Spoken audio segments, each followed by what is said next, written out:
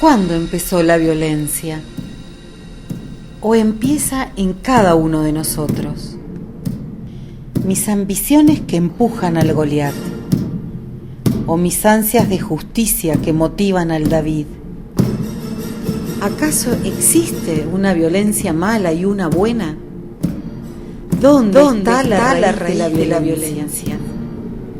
¿Es un legado cultural o está en nuestros genes?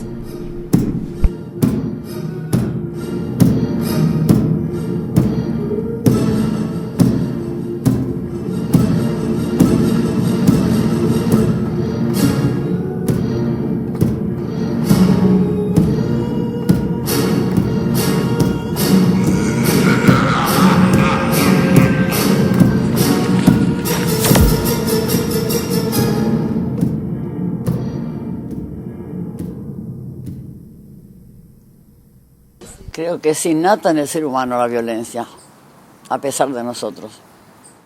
Dada por los genes o no sé por qué circunstancia, después se desarrolla o no. Pero sí creo que el ser humano nace con violencia.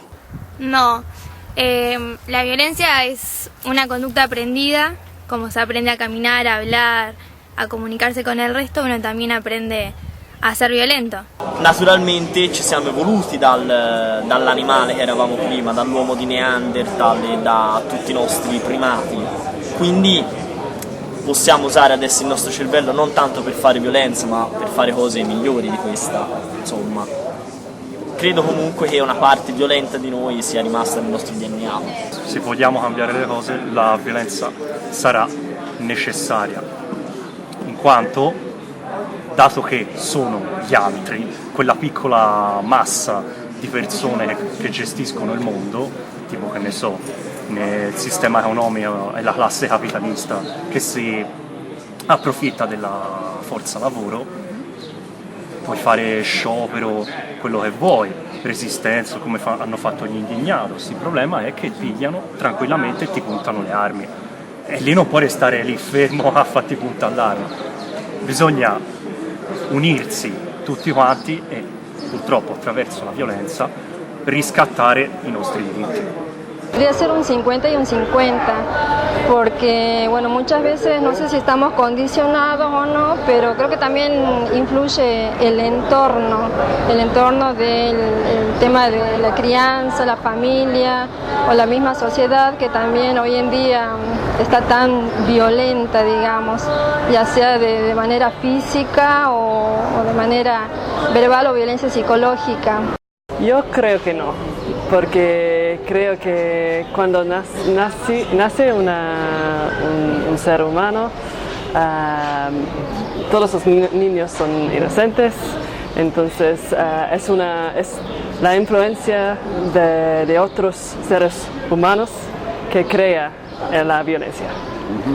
Y sí, la lucha para territorio, para dinero, para cosas que quieren de otras personas que crea esta violencia. So for some people, violence is natural. For some people, people see violence on TV, through music, through reading. It's both. It's 50-50. Okay. I don't believe it's 100% natural violence, no. No, I don't believe that violence is natural in human being. Because we always have a choice in every little things, and we always have to make decision. And being a violent person, it's also a decision that you have to make. Cuando no tenemos posibilidad de controlar la situación, terminamos respondiendo con violencia porque no sentimos que podamos ser capaces de manejarlo de otra forma, entonces como que es el último recurso, como defensa, como forma de apegarse o de mantener a alguien capaz cerca. El ser humano vive en sociedad y tiene otros factores que llevan a que él mismo saque todas sus facetas, digamos, sea violencia, sea tristeza, amor, compasión, compañerismo y montones más. Yo creo que sí, es natural, es totalmente natural. desde épocas inmemorables hasta hoy presente.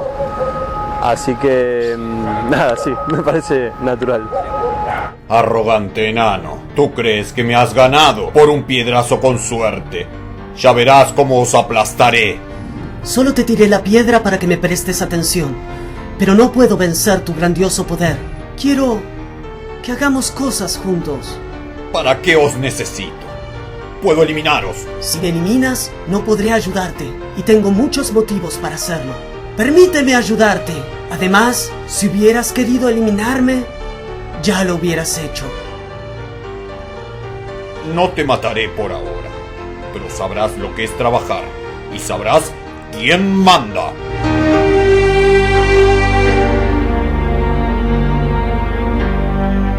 La Organización Mundial de la Salud, epidemiólogos, consideran a la violencia como una enfermedad. Análogamente, como lo que ocurrió en la Edad Media con la peste bubónica. Dicen que en Venecia llevaban en una barca a los que estaban infectados, los llevaban a una isla. Uno puede imaginar que los más pudientes de esa sociedad, que también podían estar contaminados, no quisieran reconocer que ya estaban contaminados y que fueran los últimos que se animaran a ser llevados a esa isla. Entonces disfrazarían, digamos, sus síntomas y seguirían infectando, aún sabiendo que estaban ellos generando mucha más enfermedad. Ahora, supongamos de que la analogía de la peste bubónica con la humanidad hoy, ¿no? En aquella época parece que hizo desaparecer a buena parte de la humanidad, la mitad o más de la mitad. Hoy día muchos presumen que la violencia puede llevar a la humanidad, o no sabemos si a desaparecer, pero a que haya, digamos, algunas consecuencias serias, digamos, para la subsistencia. ¿Qué ocurriría si uno la viera en analogía con la peste bubónica y viera que esa isla donde iban los que estaban infectados fuera digamos, el delincuente hoy, y aquellos que entran dentro del margen de lo que la ley puede controlar y los mecanismos de represión o de control, pero no hubiera ni siquiera conciencia de qué es lo que genera esta enfermedad, igual que lo que ocurría en aquella época. No se sabía qué era lo que la generaba. Había hipótesis, había supuestos, y eso llevó a que se fuera extinguiendo, no se sabe bien por qué, y por suerte ocurrió eso y sobrevivió la humanidad hasta hoy. Hoy, con respecto a la violencia, quizá estemos en un punto semejante. La raíz de esa violencia, el factor que la genera a esa infección, digamos, análogamente, desde nuestro punto de vista, es el carácter, digamos, universal que ha tomado el individualismo posesivo como proyecto de vida. Y eso es invisible, como eran invisibles, y todavía lo son, los microbios. Apenas comenzamos las capacitaciones en el año 2005-2006, se dio una situación bastante interesante. Una directora comienza las capacitaciones muy entusiasmada ella, inmediatamente la multiplica con su cuerpo docente y en muy breve tiempo, no sé qué decir, unos meses, ya había una serie de docentes capacitados, los chicos estaban muy entusiasmados iniciando las asambleas solidarias, cuando por una cuestión del sistema educativo se incorpora una vicedirectora. Esta vicedirectora se incorpora en una institución cuyos asamblea solidaria ya estaba funcionando, la cultura institucional ya se estaba realmente gestando como una cultura no violenta. Y bueno, y aparece esta vicedirectora con todo un paradigma opuesto a lo que se estaba generando en la institución. Y un día entra la vicedirectora gritándole a un chico. Y entonces el chico la mira a esta vicedirectora y le dice: señora, en esta institución no nos gritamos. Lejos de ser esto una influencia positiva para la vicedirectora, ella aumenta su estilo agresivo, autoritario, y arremete contra el proyecto mismo, y entonces empieza a desautorizarnos. La directora, desesperada, me planteaba: bueno, Patricia, ¿qué hacemos con todo esto? Porque es la vicedirectora, es autoridad, se supone que tenemos que ser equipo directivo. Entonces yo le decía: mira, Nilda, hagamos una cosa, vos fortalecés la cultura no violenta, no intentes con ella hacer absolutamente nada.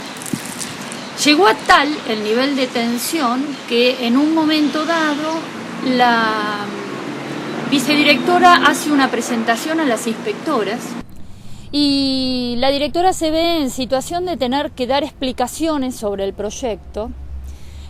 Y así todo, la vicedirectora insistía en que el proyecto no era válido, que no estaba reconocido, cuando en realidad esto también era mentira, porque nosotros ya habíamos para ese entonces hecho una presentación en la red de capacitación docente, y no solo que estaba reconocido, sino que en su momento le daba puntaje a los docentes para poder hacer este proyecto. Conclusión: al año siguiente la vicedirectora termina tomando licencia.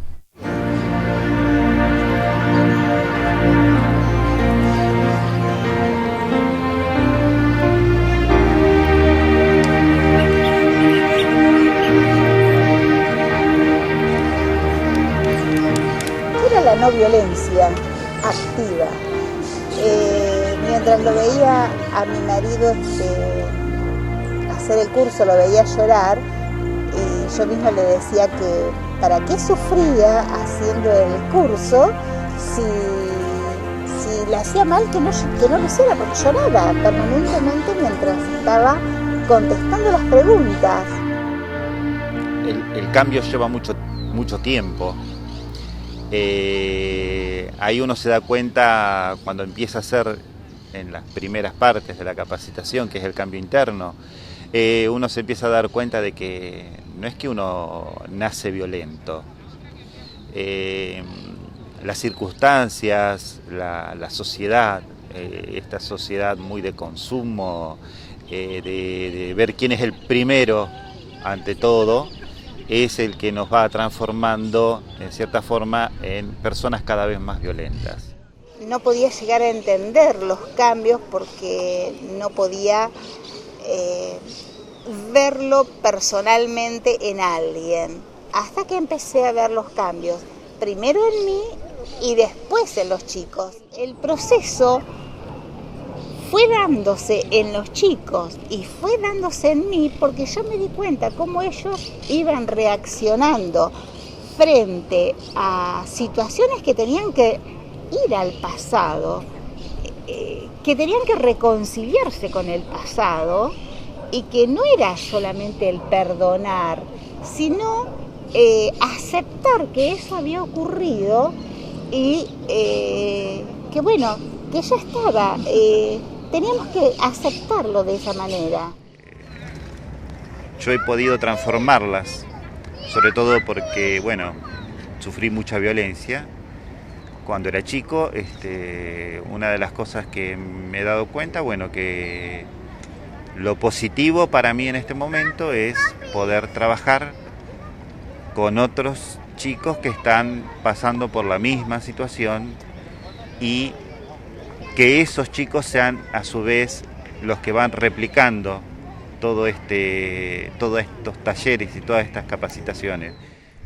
Los chicos al principio se negaban, pero lo más impactante de todo fue cuando ellos decidieron tomar las riendas y empezar a contar, a darle testimonios a sus compañeros de lo que ellos habían vivido y de qué manera los habían como estrategias cambiado. Que participaban de los talleres, ellos mismos se ofrecieron que iban a preparar por grupos un final que fuese cómico o algo divertido o algo alegre para cerrar el taller y no quedar tan cargado con tantas tensiones, tristeza. Sí, en realidad es una gran tristeza, angustia, una gran angustia.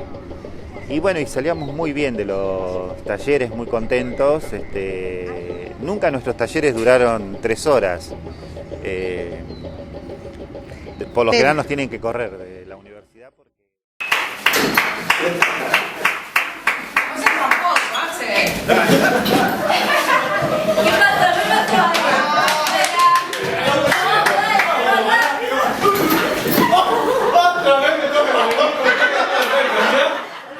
No nos queríamos sentar en compañía. Para mí seguía la competencia.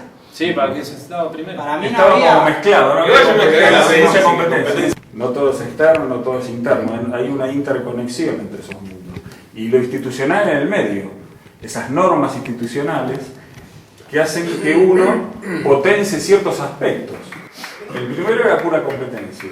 Era como la norma, era competir, dejar a los demás afuera, con cualquier método. Y en el segundo, vimos que a pesar de que están las mismas condiciones objetivas, igualmente en algunos aspectos reproducíamos nuevamente el primer juego.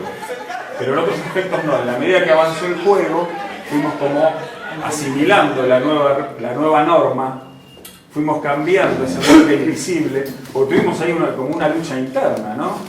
Entre el tipo competitivo del juego de la silla 1 con el tipo cooperativo del juego de la silla 2.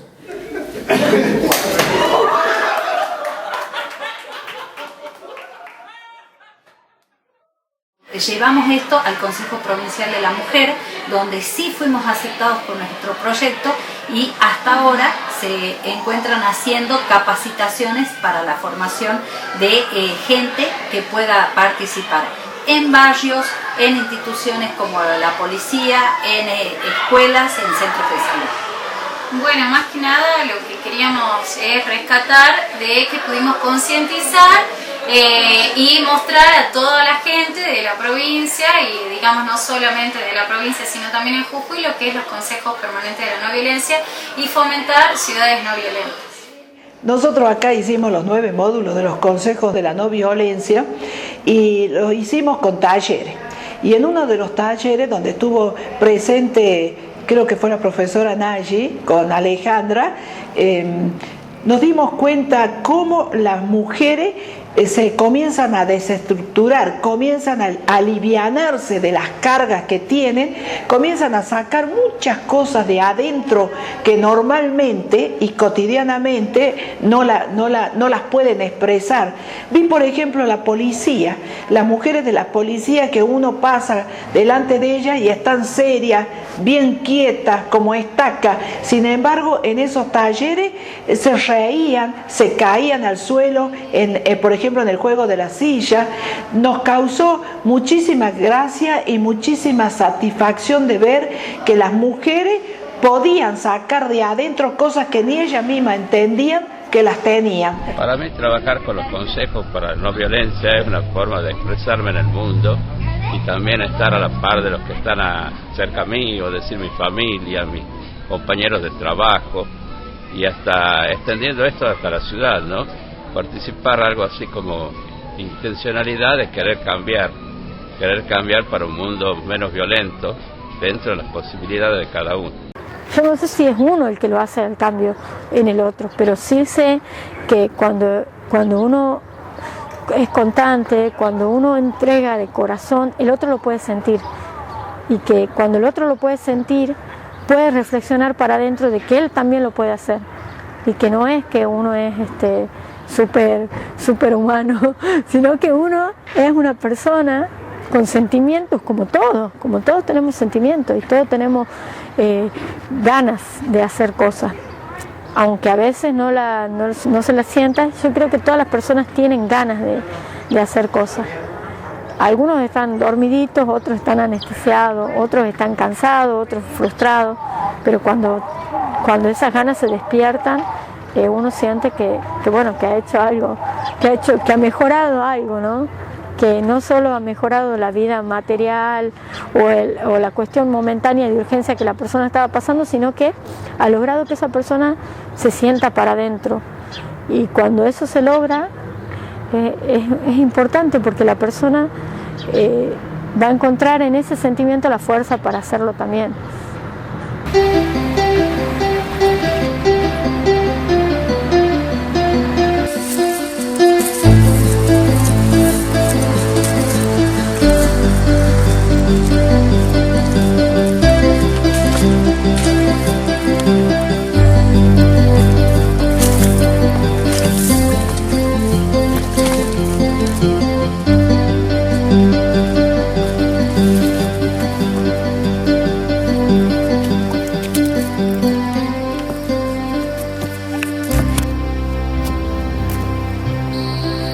Así como de caradura que soy, todas las clases que íbamos, o sea, los encuentros que hacíamos con Gaby, yo los trasladaba al colegio donde trabajo. En realidad es un apoyo donde concurren más de 400 chicos y de los cuales yo los tengo a todos en diferentes momentos, ¿no?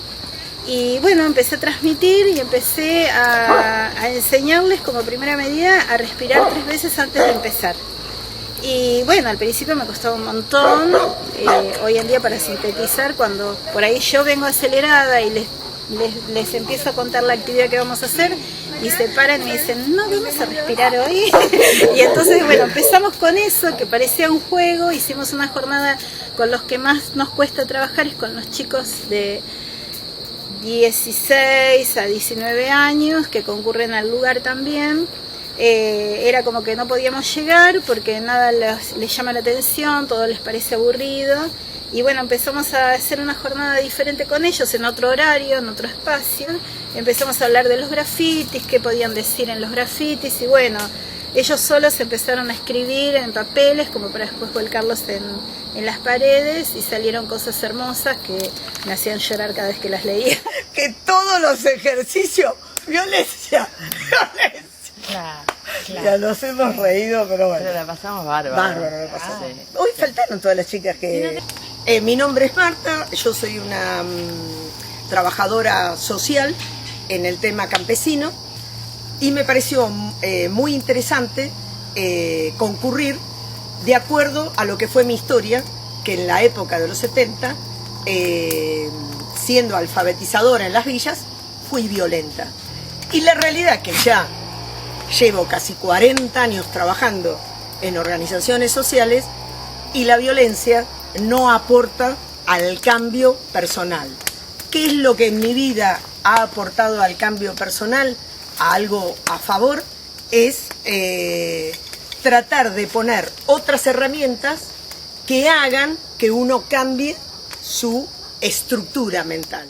Estos consejos de no violencia, dado que todos los grupos políticos que estamos trabajando en Tigre, sí, Movimiento Evita, Cámpora, el masismo, todos el troquismo, sí, somos autoritarios, somos violentos en nuestras discusiones y somos dañinos en romper carteles, cosas que generalmente la gente no quiere hacerse cargo.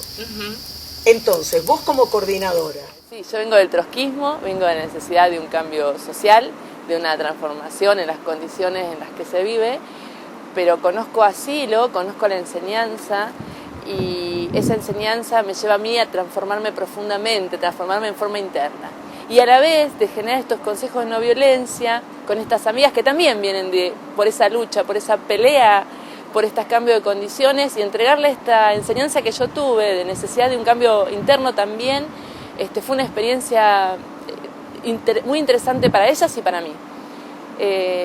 Bueno, ahora ellas mismas están reproduciendo ese modelo, están generando un nodo en su barrio y bueno, con lo cual la experiencia se hace cada vez más rica y la certeza de que el proyecto de no violencia está creciendo. Ese octubre, por la paz y la no violencia, terminó con la inauguración de un curso abierto de educación para la paz y la no violencia, que empezamos a desarrollar desde ese mes de octubre en la Universidad Andina Simón Bolívar, o sea, con el respaldo de una universidad, y eso fue para nosotros muy importante porque hubo una gran convocatoria, Logramos que vinieran al curso 27 personas, gente maravillosa del ámbito educativo, del ámbito de la justicia, del ámbito de derechos humanos, también activistas de movimientos y de la base social. En el marco de ese curso de Educación para la Paz y la No Violencia, el segundo módulo que nosotros diseñamos se llamó Experiencias Inspiradoras. Y cuando yo me senté a pensar qué experiencias quería tener para que compartieran con los participantes del curso, una de esas experiencias fue los consejos por la no violencia. Así, me parecía que los consejos permanentes por la no violencia eran algo, primero, muy vivo, muy presente, que ha aportado mucho a las dinámicas del humanismo y que podían significar una experiencia muy concreta en la que quizás los participantes del curso se inspiraran. Entonces, yo desde siempre fui muy interesada en temas de no violencia activa. Soy una voluntaria internacional, he trabajado en zonas de conflicto y, por ejemplo, en Colombia, en la comunidad de paz de San José de Apartadó. Entonces, la idea es crear aquí en Quito un grupo o sea, que se vaya capacitando para ser formadores en este método. Y ya hemos empezado la capacitación, ya acabamos el primer módulo y estamos en el segundo y estamos en contacto con Buenos Aires, con los formadores, para que nos ayuden, nos acompañen en este proceso. Mi nombre es Virginia Berni, soy italiana y soy una voluntaria internacional.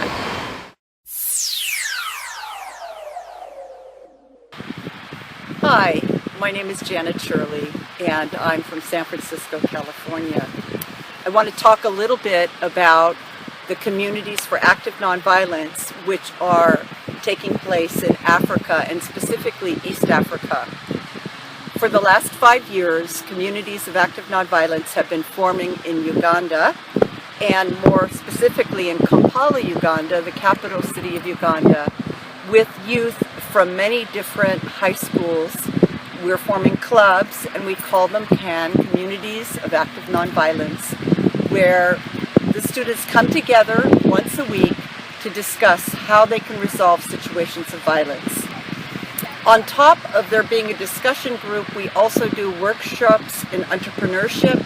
So the students not only begin to understand active nonviolence from a theoretical point of view, but we also teach them different skills on how they can begin to manage and how they can begin to have their student clubs prosper thanks to their entrepreneurships. Often they learn how to make things and sell them, and so that the clubs can sustain themselves. It's a self-sustaining process. So we've got several hundred students involved in Kampala now, and we're hoping to grow more and more as time goes on.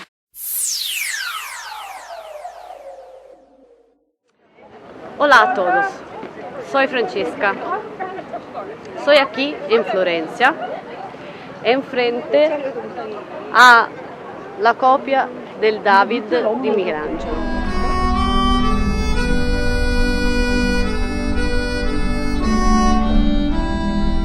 La violencia en el mundo, en las familias, entre los jóvenes, está creciendo muchísimo. Las escuelas, las universidades parecen ya no tener la capacidad de dar respuesta a esta necesidad de ayudar a salir de la violencia que se da con tanta facilidad en las ciudades.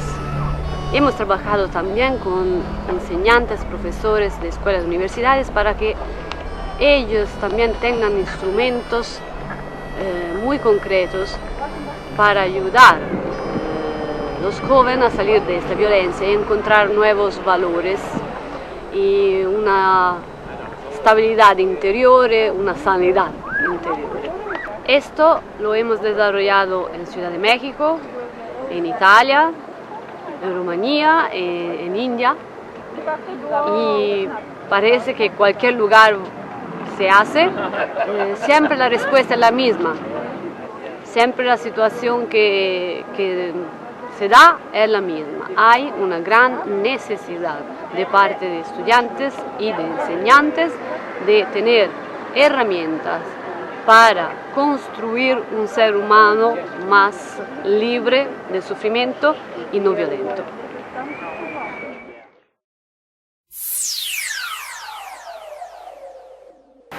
Después del plan individual, ¿cuál viene? Plano social. Así. ¿El plano? Este tipo de planos, cuando uno dice que hay muchos tipos de violencia que quizás antes no te dabas cuenta. Porque te pensabas que violencia era que el otro te agrega o que vos agregas al otro y nada más. Y la verdad, en este tipo de planos hay. Cuando ignoramos al otro, eso también es violencia. Pero fíjate que estamos en el plano individual.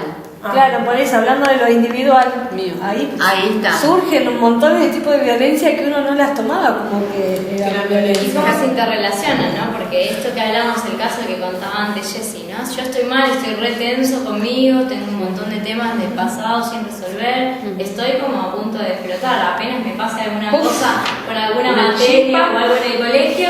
Sí. Ahí ya pensemos en la familia, en la escuela, ¿no? Sí. Falta de afecto, en la escuela lo tenemos acá claro, ¿no? Sí. Ustedes contaron un montón. Creo que la mayoría de las cosas están, ¿no?, en las instituciones en general. En realidad es raro encontrar una institución en la cual no tengamos este tipo de falencias, por decirlo de alguna manera.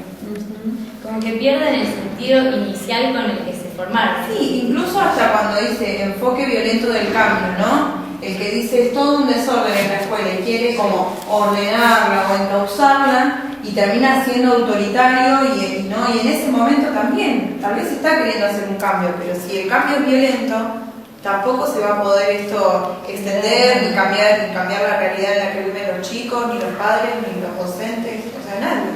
Seguimos como por el mismo camino. La que quiere puede cerrar los ojos y no se me duerme. Pueden.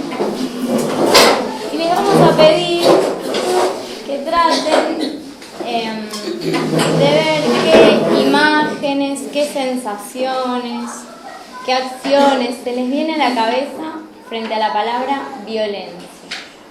O sea, ¿qué siento? ¿Qué me pasa? ¿Qué imágenes se me vienen frente a la palabra violencia?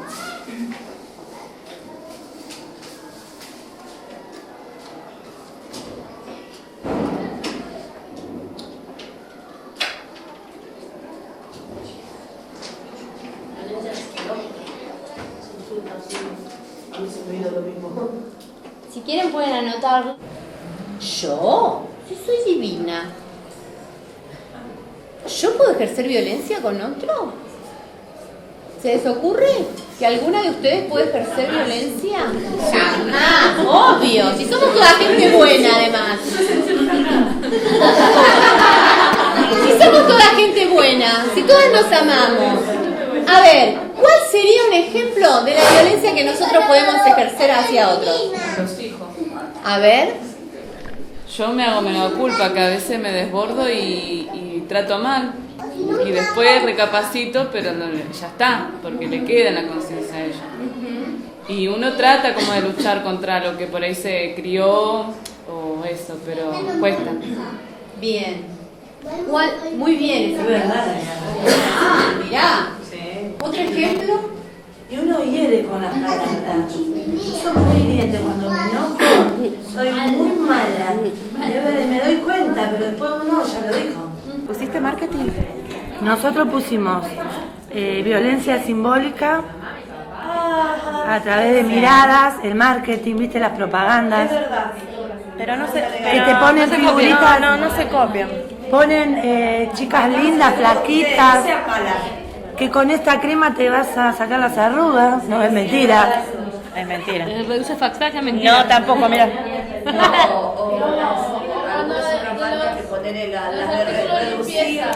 No solo eso. Las zapatillas, viste que si caminas más vas a adelgazar. O cuando vas a los negocios, porque ponele salir de remera de boda y es así. No tenés talles. A mí me dijo una vez un chino, no entra, ese vestido a vos no entra. Sí me va a entrar, le dije. Bueno, me lo puse todo y después le digo, señora, ¿puede venir a ayudarme a sacármelo?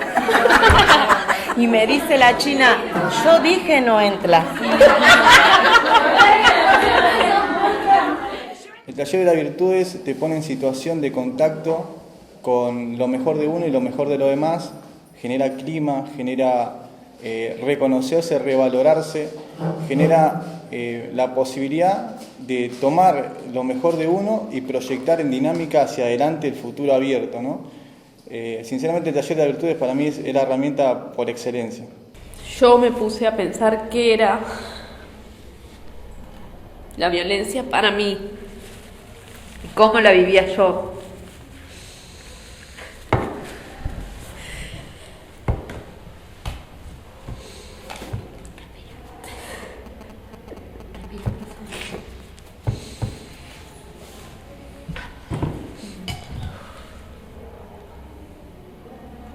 Y bueno, basta, no lloren más.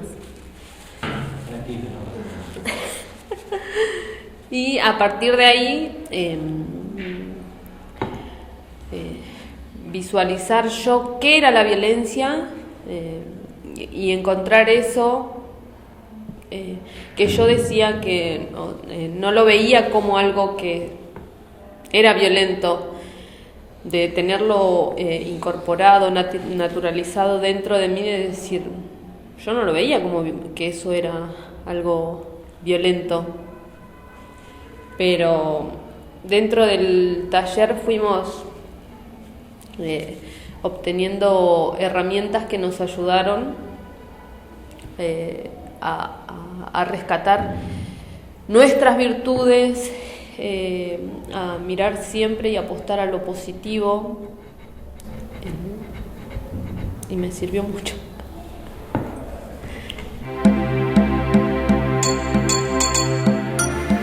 Eu sou pedagoga e registrei na faculdade uma grande contradição entre a teoria, né, e a prática, onde nós estudamos grandes autores como Paulo Freire, né, por exemplo, e no dia a dia, na prática, a gente sente aquela grande dificuldade de aplicar uma educação que sirva para o ser humano.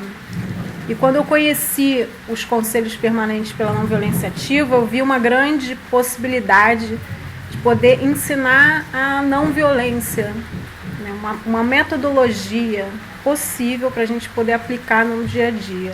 Eu não sou do âmbito da educação e quando eu entrei em contato com as escolas, eu fiquei muito impressionada com o ruído que se registra nesses âmbitos, né? Tanto o ruído externo como um grau de sofrimento muito grande. Por pressão, né? São sempre todos muito pressionados, os alunos são pressionados, os professores são pressionados e tudo em direção a uma coisa muito competitiva, muito, né? E assim, quando eu entrei, eu me lembrei do pensador humanista Silo, do humanismo universalista, que diz que educar tem a ver com entrar em contato com o próprio registro do pensar.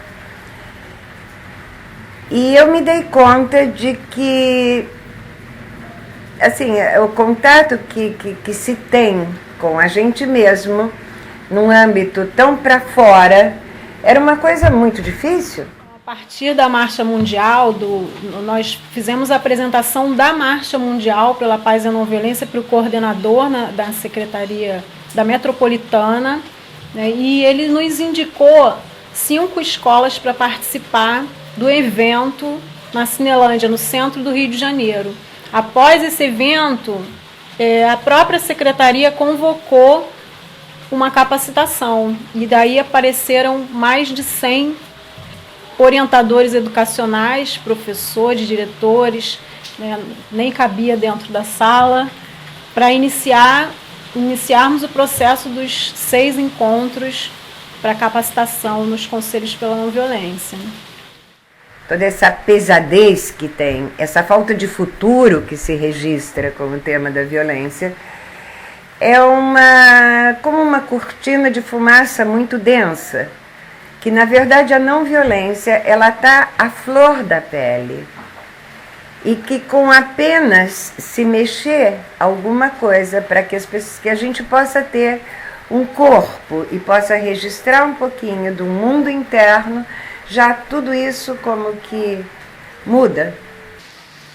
Nossa experiência no Rio de Janeiro, quando nós vemos as crianças na rua, né, a violência física, né, a violência econômica, a violência psicológica, o abandono, o descaso do poder público, tudo isso, todas essas pessoas, todas essas crianças passam pela escola. Eles têm um momento dentro da escola. Então é um espaço, é uma oportunidade que nós temos de plantar uma semente, né, da não violência dentro dessas pessoas, desses seres humanos. Que eles possam levar para a vida deles um pouco de sentido, né, no que eles fazem na vida. Que a gente consiga, né, dar a eles uma oportunidade de ver uma outra vida, uma vida sem violência, uma vida com mais afeto, com carinho, com amor, que é o que falta, né, nessas crianças que estão abandonadas, essas famílias que estão abandonadas. Que a gente consiga plantar isso através da educação. Essa assim, é o que me motiva, o que não me deixa desistir. E quando eu vejo que isso é possível, porque a gente está vendo isso na prática, aí a gente tem que realmente multiplicar para o máximo de escolas possíveis.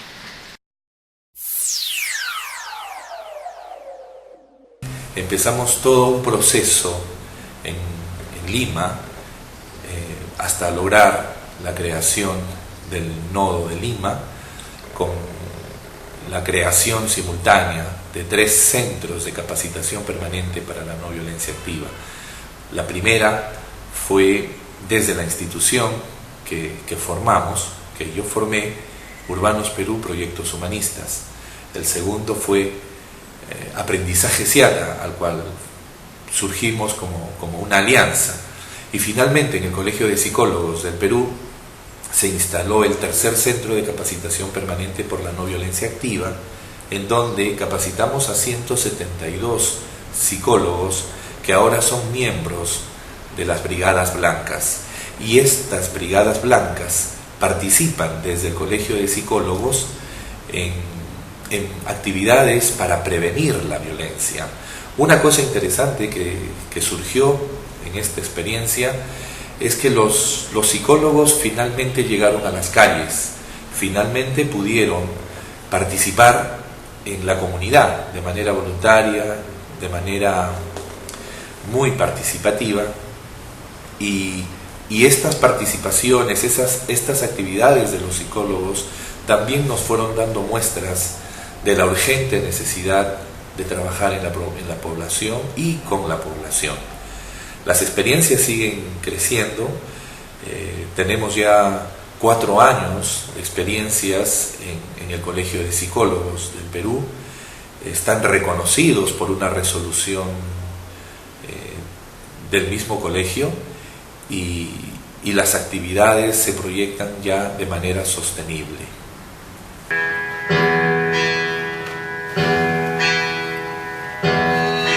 Nos invitaron a participar para pedir por la paz en la tierra. Bueno, aquí estamos.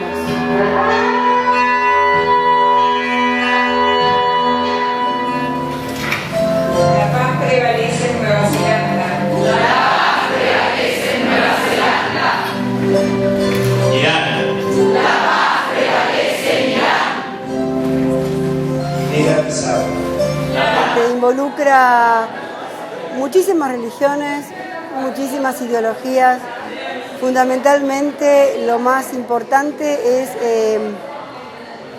que todos coincidamos en la paz en la tierra, y para eso cada uno trabaja desde su lugar haciendo actividades diferentes, pero la aspiración más profunda es la paz en la tierra y en cada uno de nosotros y en cada institución, que es cómo se va produciendo la paz, cómo se va construyendo la paz.